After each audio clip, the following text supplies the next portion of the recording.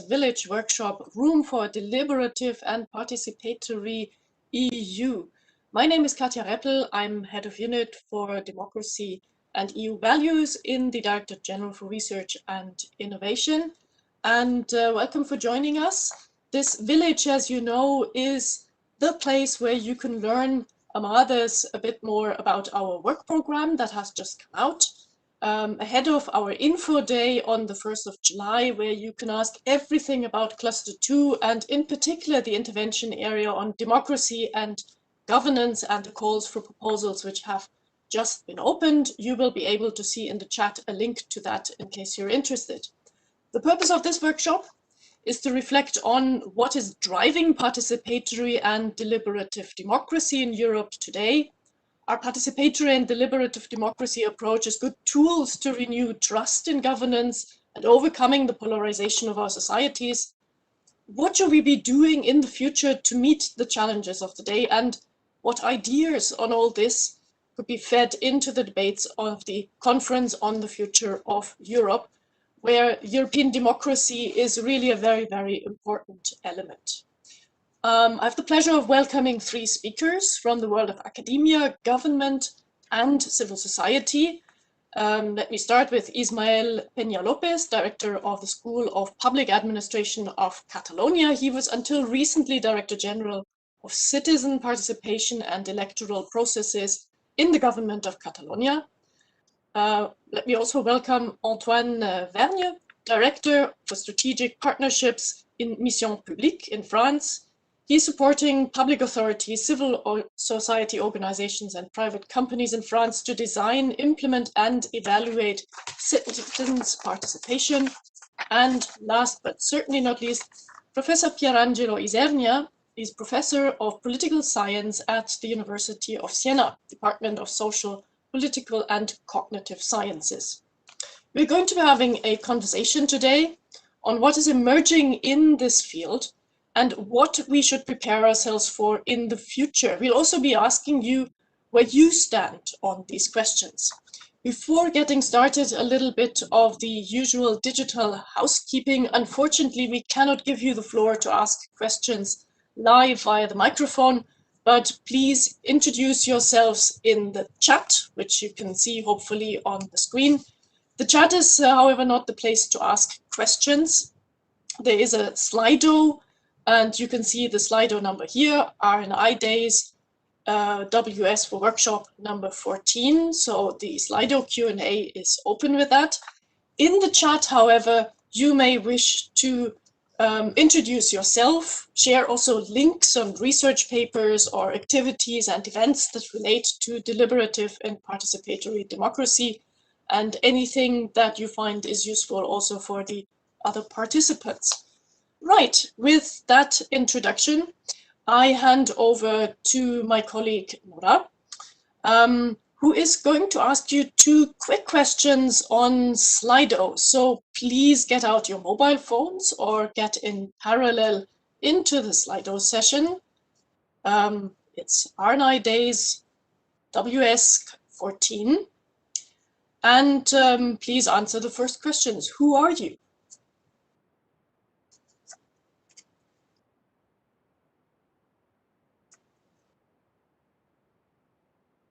To the right audience. So I will be closing that poll in a couple more seconds, just to give you an idea. Okay, so I'm going to close the poll. And what we saw is that we had, it looks like we have a balance between researchers, academia, and policymakers. And a very intriguing other, on which I hope to see really in the chat a little bit what other in particular means. Yeah, and now I'm going to launch the second question. And here I want to ask you, what do you see that has changed, particularly in the past 15 months, perhaps? And what do you see is emerging for participatory and deliberative democracy in Europe? So have a think. What do you see around you? What has changed? What's emerging? If you've come to this workshop, you probably have some, you know, you're following this, you have some sense. Just answer in one word, please, and then we'll see the results in a word cloud.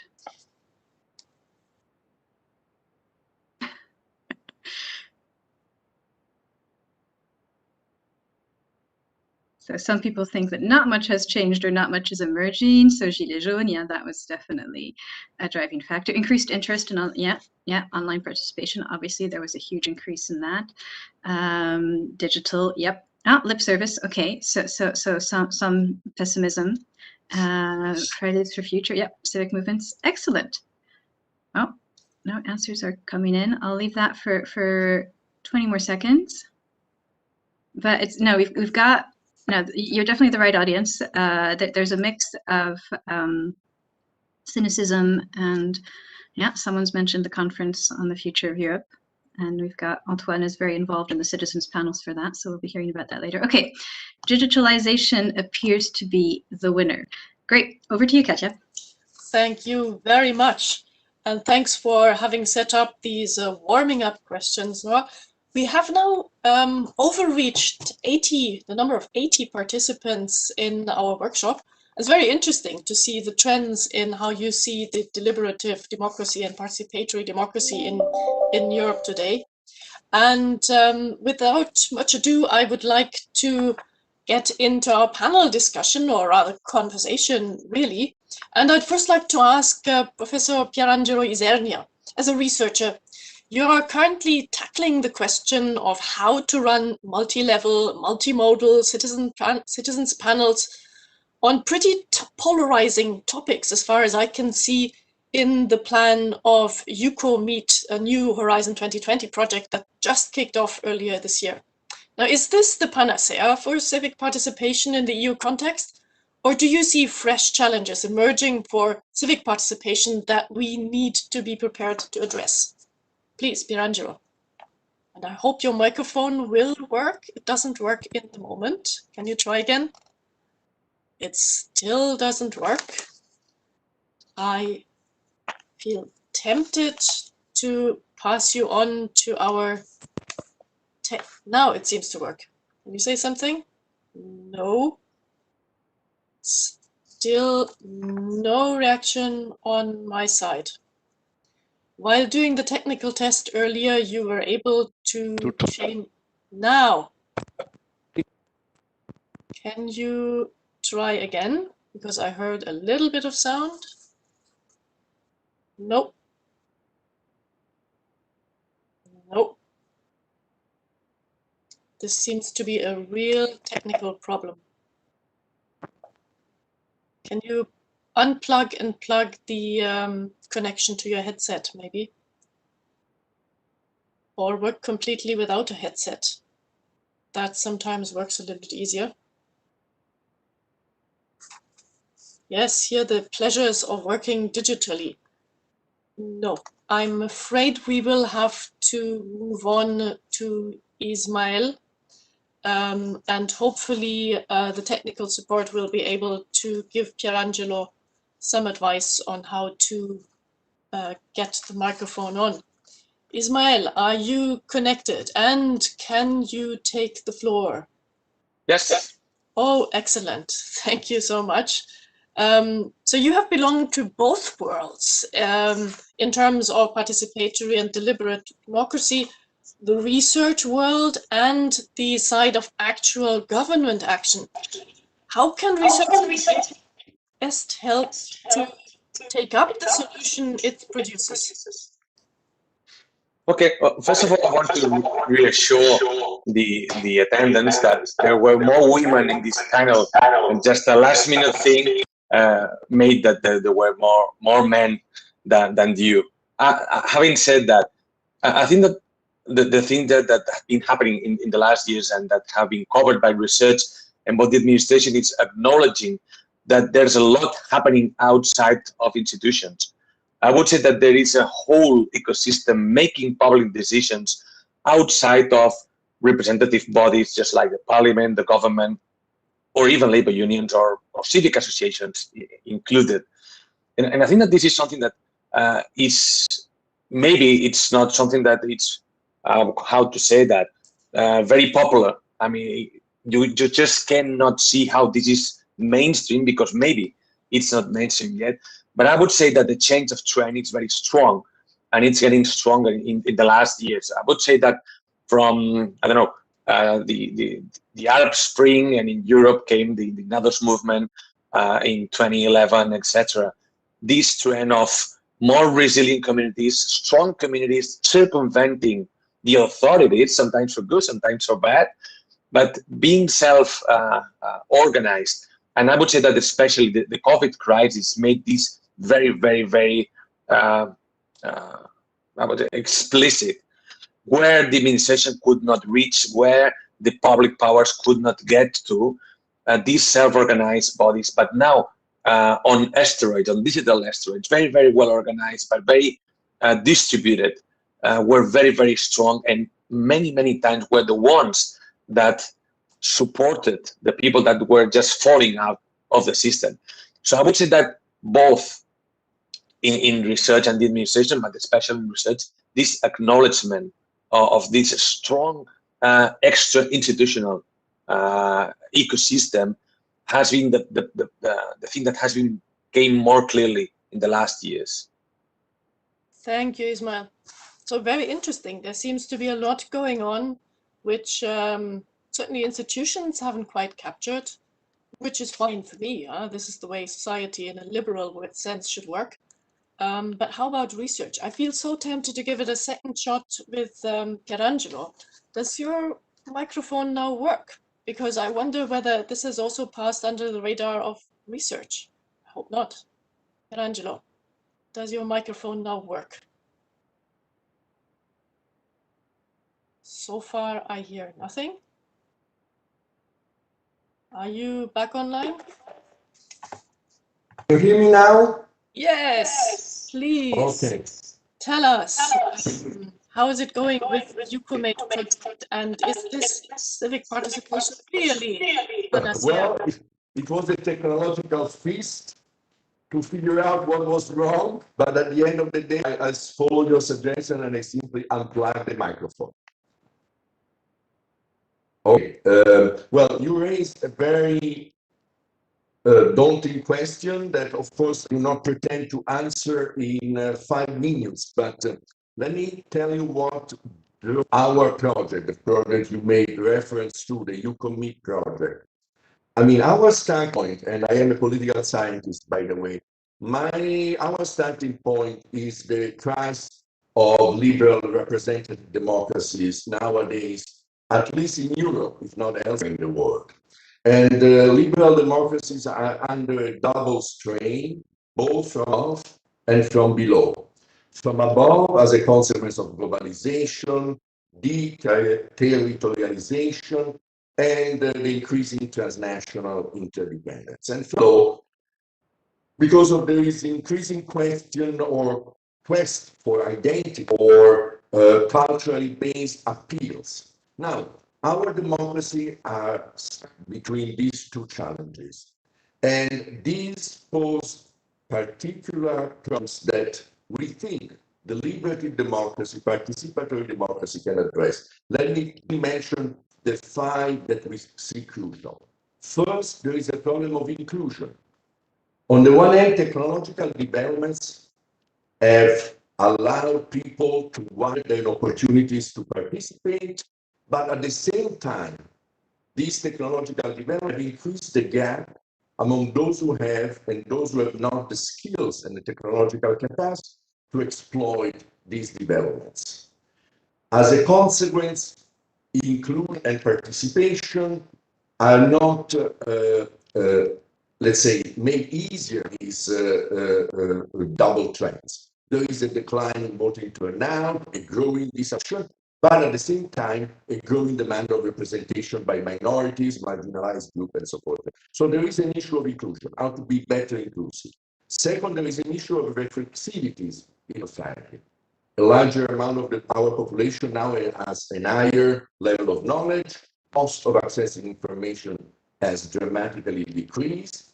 But while this debate has a potential for more reflective and critical citizenship, at the same time, there is also a decline in the quality of argumentative complexity, in the civility of political discourse. And this brings to me the third issue, the polarization. This decline in civility and in, let's say, cognitive complexity makes the political discourse at the same time more polarized and increasingly promoting disaffection. On the one hand, citizens feel increasingly disaffected because of polarization that, as a consequence, lead them to discard the content of the arguments, looking for political or ideological cues. And on the other hand, a lot of actors, in order to make themselves heard in this environment, basically what they do, they use increasingly simplistic and Manichaean arguments. The consequence is there are a few screaming actors in front of a mostly silent mass audience. Fourth, and not yet, we have an issue of identity.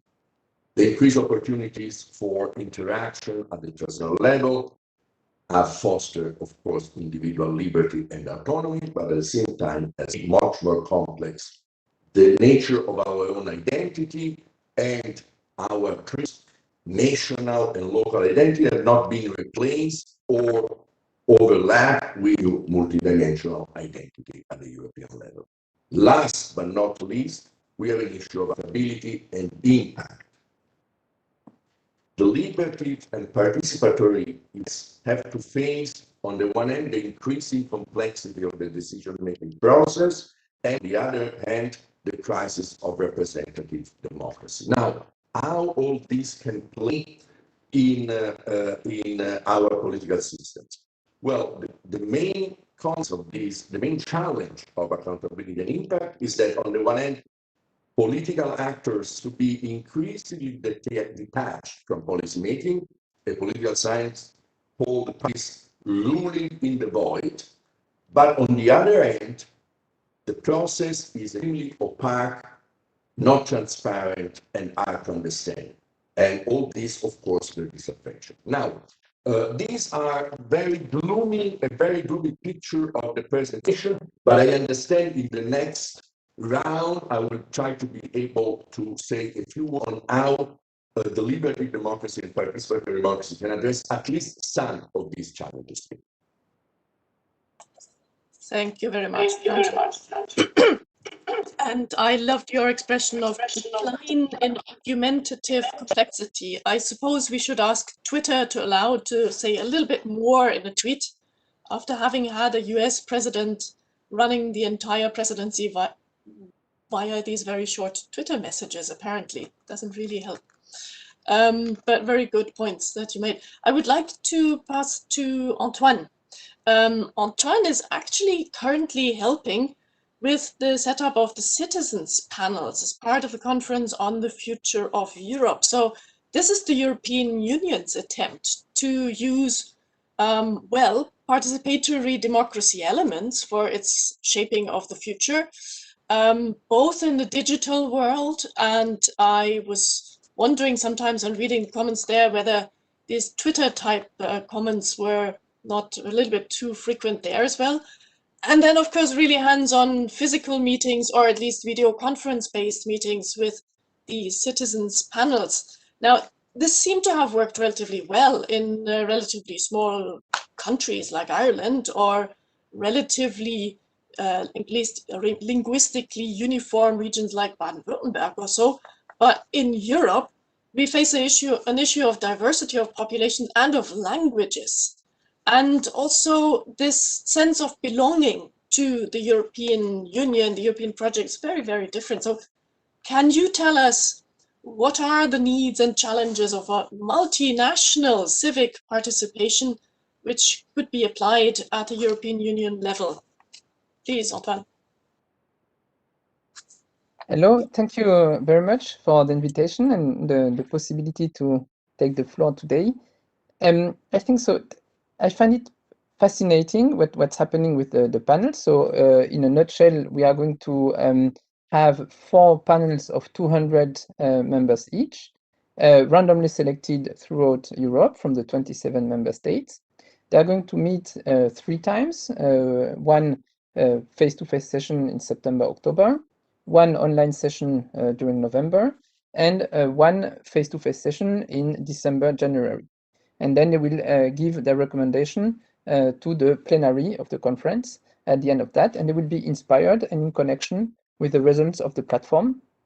And of course, as we know from deliberative processes, with expertise, resource persons, and this kind of stakeholder and this kind of innovations, stakeholder.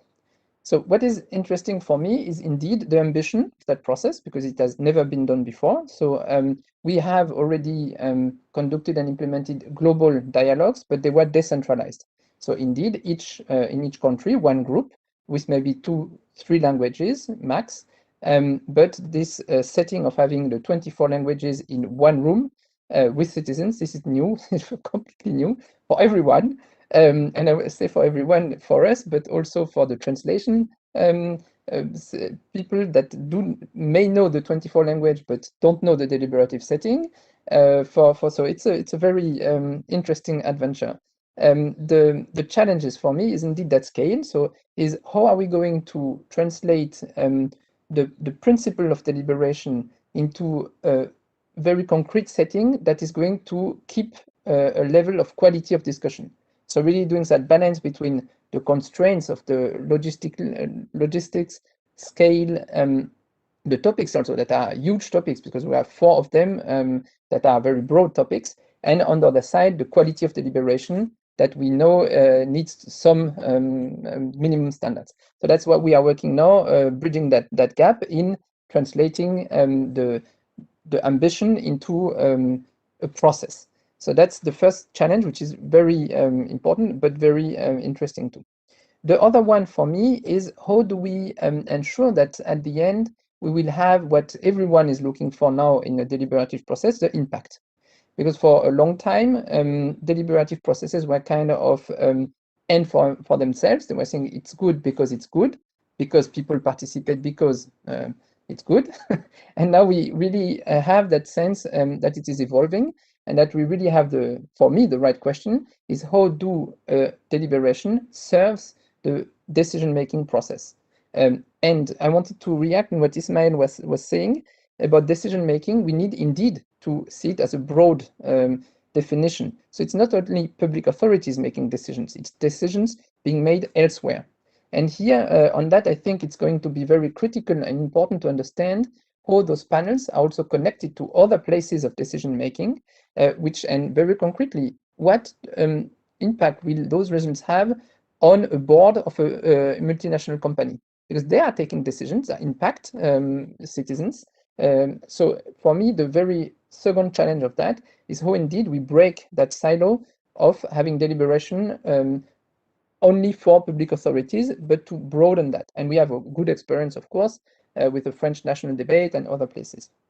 Before I close now for the first question, I wanted to say that and connected to today is that all this is today possible because there was research and innovation in the frame of the European Union, and many of the things that we have learned in past projects done within Horizon Europe and also FP7 already, I think that we can build on, that we can now implement.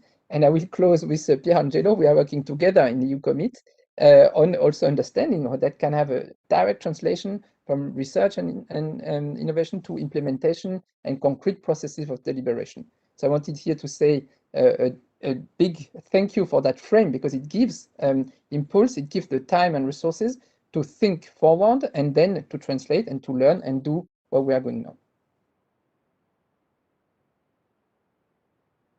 Just thank you for acknowledging that somebody who has a foot in the practice and a foot in research, the research is actually very useful. This is always something very, very pleasant to know for us. I just peered a little bit into Slido. So I see there are a number of questions which are rolling in. We'll address the questions at the end.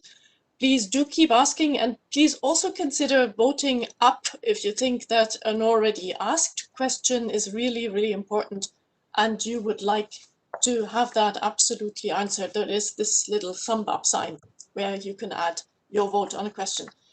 With that, I would like to go to the second round of our conversation, this time on, well, what's missing. So all three of you have presented a picture of what's emerging in the field of participatory and deliberative democracy. Now, regarding the future, Ismail, you have a strong focus in your career on digital participation and digital tools for civic participation. And we already heard from Pierangelo the importance of that. But there is also a risk that we're actually not reaching out to everyone. I mean, personally, I'm just thinking of my mother. If you make voting and civic participation digital, she won't have a voice, guaranteed. So how can we help create a culture of digital participation that is inclusive and avoids the pitfall of this online polarization that also Pierangelo referred to? Ismail, over to you. Yeah, I think that sometimes there's I would not say the mistake of thinking that through technology we can absolutely disintermediate everything. Technology itself is an added intermediation, so that comes first, and it's part of the answer to your question. If we re-intermediate, how do we make sure that people is not left outside? The second thing is that maybe the idea is not to disintermediate or to re-intermediate, but to help intermediators and new intermediators, new actors to do better. And that goes back to my first intervention about this nurturing this ecosystem of public decision or public participation. The idea is not to move offline to online or to move absolutely what happens inside institutions, everything outside them, and to circumvent everything. The idea is, can we share the monopoly of decision making, just like now it was being said by Antoine. Can we really share this role of making public decisions or collective decisions, both inside and outside? And through this, the main role of digital technologies, in my opinion, is not only to disintermediate when it is possible, which is great, but to make more efficient and more effective the public decision process. What does mean? First one is that we have all the information.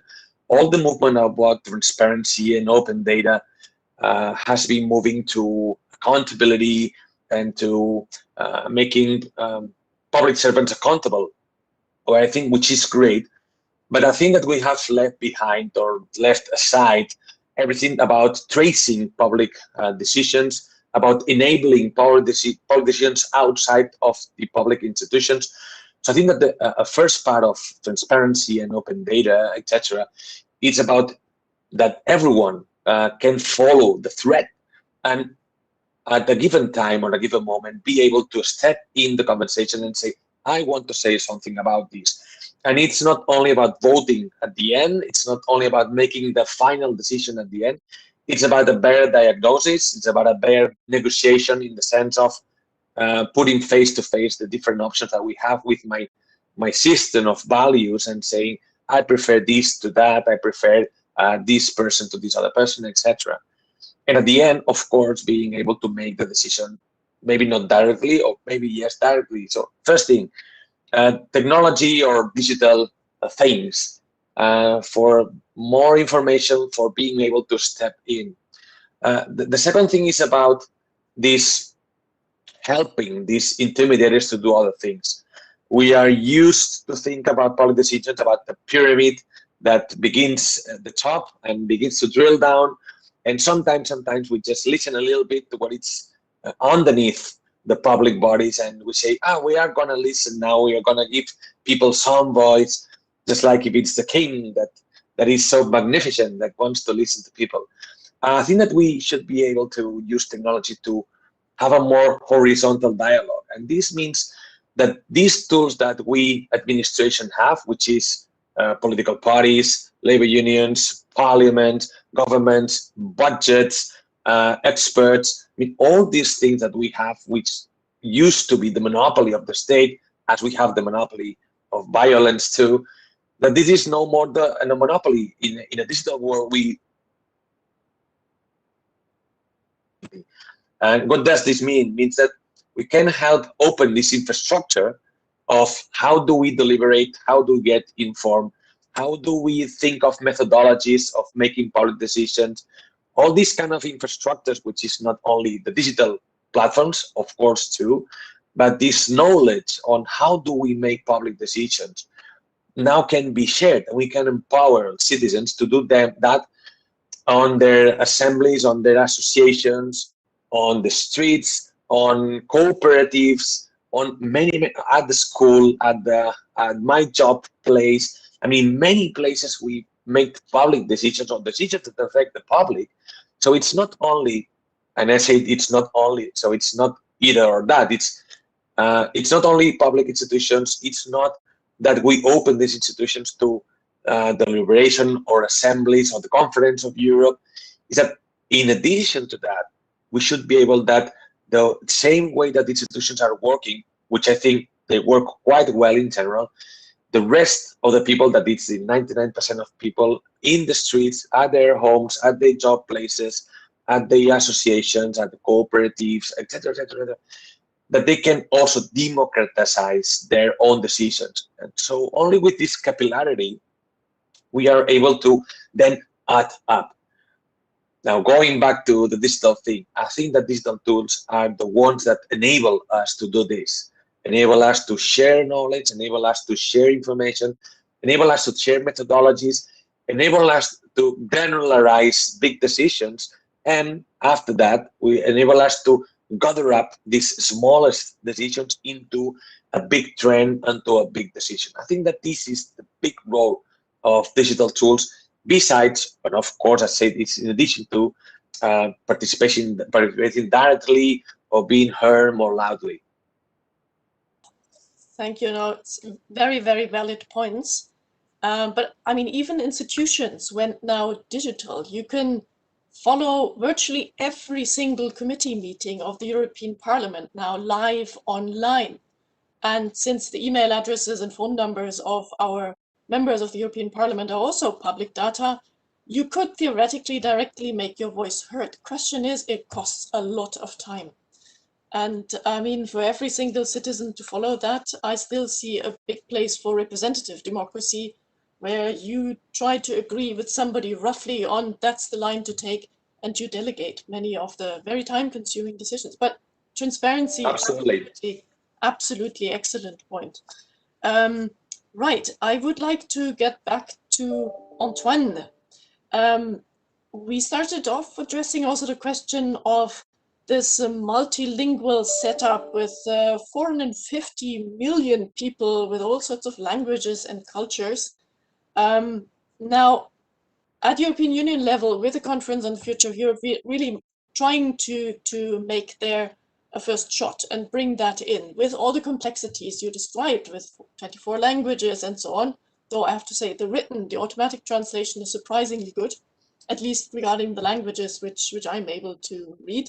But can you point us a picture of what civic participation could or should look like 10 years from now? And please, your wildest dreams in that respect. Thank you very much. So as I was preparing and listening, I looked at the questions too in the chat, and I'm trying to link that together in a bundle. And the bundle would be democracy needs research, because we are R&I days, and research needs democracy. So on the first point, democracy needing research.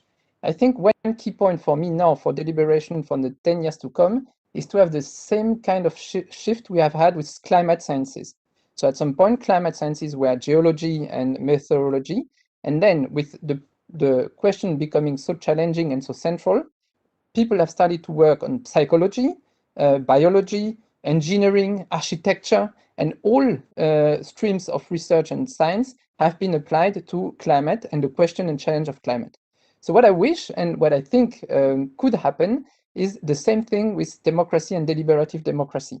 So why not starting to research on the perfect architecture for deliberation? This is not existing. We need that really, because the settings we have are for representative democracy or authoritarian or autocratic regimes. why not mobilizing cognitive sciences, behavioral sciences, and work on the biases that we have and we have to fight against in a deliberative setting where normally the best argument should win? And how do we work with a mixed form of governance, decision-making? So decision-making sciences and the science of decision-making, as I said before, we need to understand how multi-stakeholder processes work, how to understand the co-creative space. And there were questions in the chat about the role of representative democracy and deliberative democracy being a risk, being a replacement or an enrichment. I think here research is also called to understand the best way of them functioning together. We have had a fantastic example with the French Citizens Convention on Climate, where a political object has arrived in France and at some point exploded the traditional system of parliament and executive and legislative and lobbies. And this thing landed in the middle of that and has had some waves. So many say it's a failure, but it's not. For me, we have to zoom out and research and understand what is this kind of object going to impact and how it's going to find its place in the institutional setting of our democracies. Then, of course, there is a question of online, offline, but we talked about that. I will not dive into that. And there was a question in the chat about the incentives for citizens to take part, because indeed, this is one of the main barriers.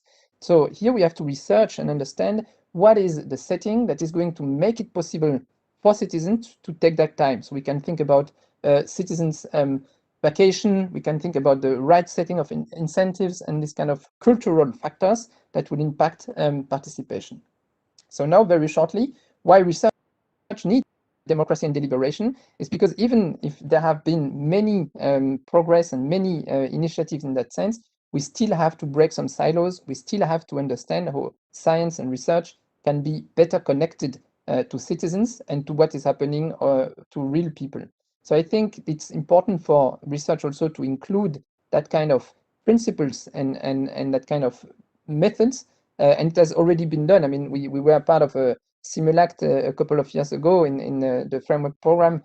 Having that kind of method, the missions have integrated that kind of methods too. And I think that's a very good signal. It's a very good beginning, and that should go on. And I can stop now to let a bit time to Pierangelo to go on.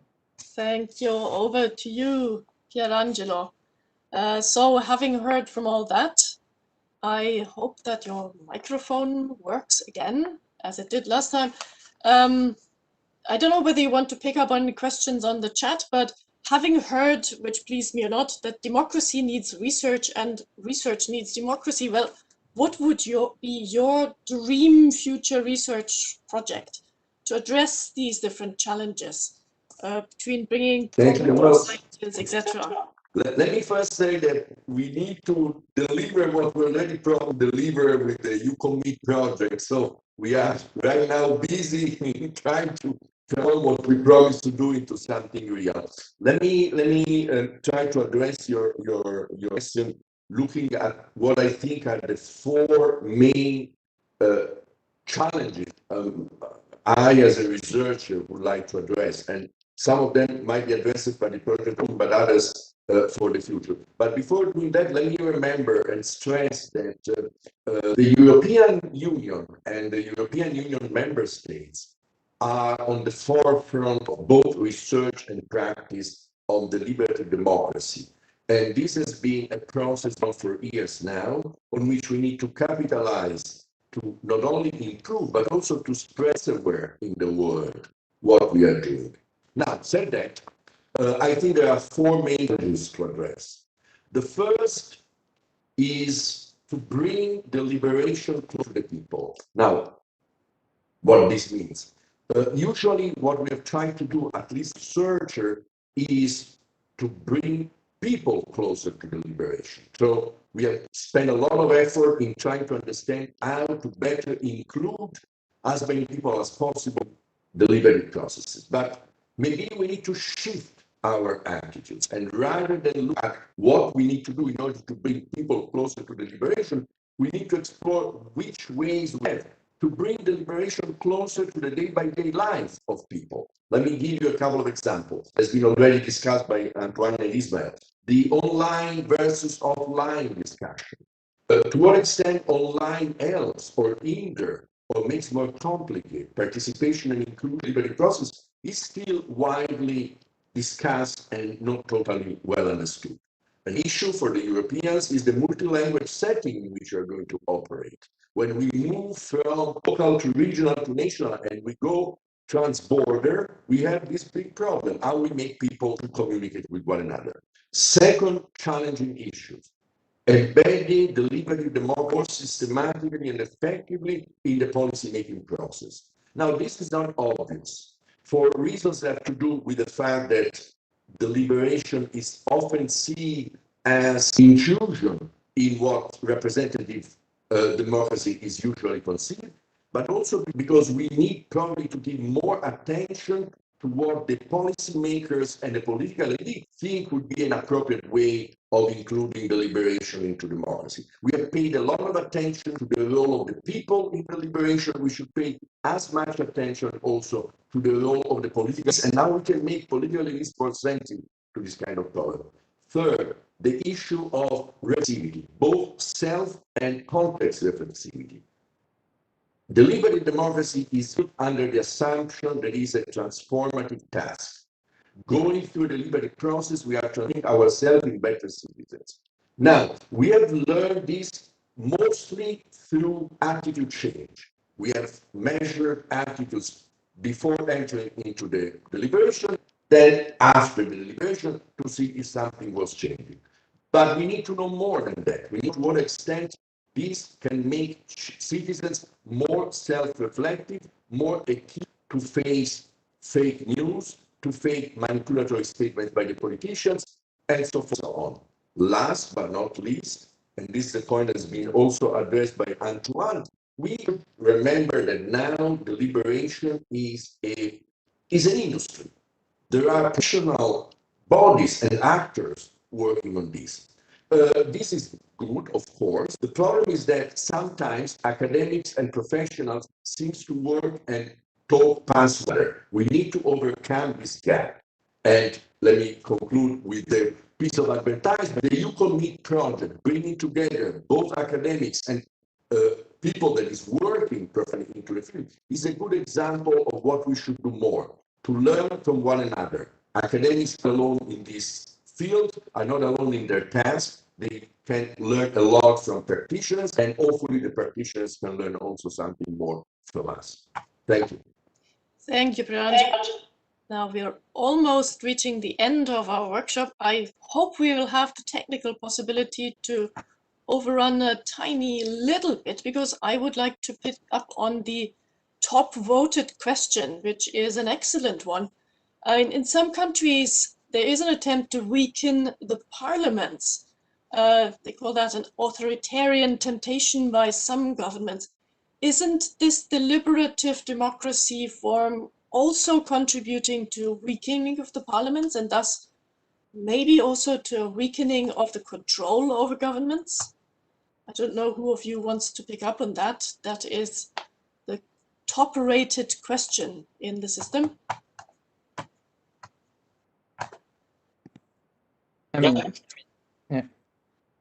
Yes. Go on, Antoine. Okay, I would say it's the exact contrary, because if we have good deliberative processes, they will strengthen the parliament in helping them making better decisions that are more aligned with society and not out of thin air. So I think there is a very strong possibility that, on the contrary, it will help parliaments. Thanks a lot. May I say? Please. Well, let me say that two things. First, the parliaments are already in trouble, and these have to do with deliberative democracy. The parliaments are in trouble for the reasons I made at the very beginning of my first comment, because globalization on the one hand and the fragmentation of societies on the other hand make the tasks of the parliaments extremely difficult, and the weakening of the parties do not help this direction. So we are talking here of an institution that is already in trouble. deliberative democracy should not be seen, because otherwise this would be the end of it, should not be seen as an alternative to representative democracy. And I'm not saying this only because we need to sell deliberative democracy, but I think that they can work in combination. By the way, study of deliberation have been taking the parliament as an example of a deliberative role discussion. This is not always the case, especially now in some countries, but still is an important element. So they should not be seen as contradictory with one another.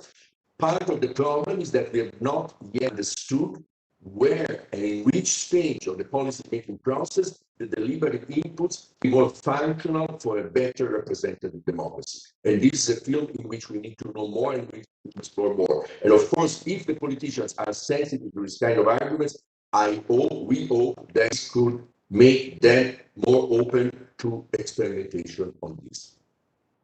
Thank you very much. Now we are definitely running time. Ismail, last chance for you to come in. What's one thing you would like to see in the future for civic participation in Europe? I would like that politicians and institutions in general do not think that they are the only ones making decisions. If decision-making was a language, everyone should be making decisions. Everyone should be speaking this language. I would hope that the institutions are the ones that draw the orthography and the grammar of that language, and so help others to speak this language with the correct orthography and the appropriate grammar. If you want to be the only one speaking this language, people will just circumvent you.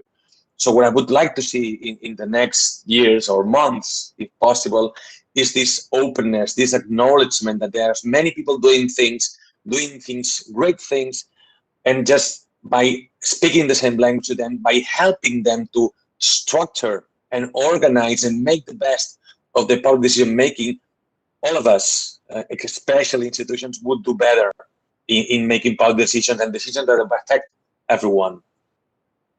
Yeah. Thank you so much. The same question to everyone who is still connected to Slido, and we will delve into your answers. So what's the one thing you would like to see in the future for civic participation in Europe? And while you are all typing and sharing your one thought on that, let me pick up on one of the questions, which was also very highly voted in our Q&A, and that was about what does it actually change with the conference on the future of Europe. And I'm talking from the inside. I think quite a lot. The attention that is given to what is rolling in this digital platform on the conference on the future of Europe is very high. I'm not sure how much people would imagine this is, but it is really creamed off very, very regularly. Even within my own service, we're looking into discussions. And we find very interesting what comes up, what are the major opinions, who is really getting active in that. And sometimes smiling at certain suggestions, which are certainly not going to fly, like abolish the council. I don't think this will happen, but still, it's very, very interesting to see.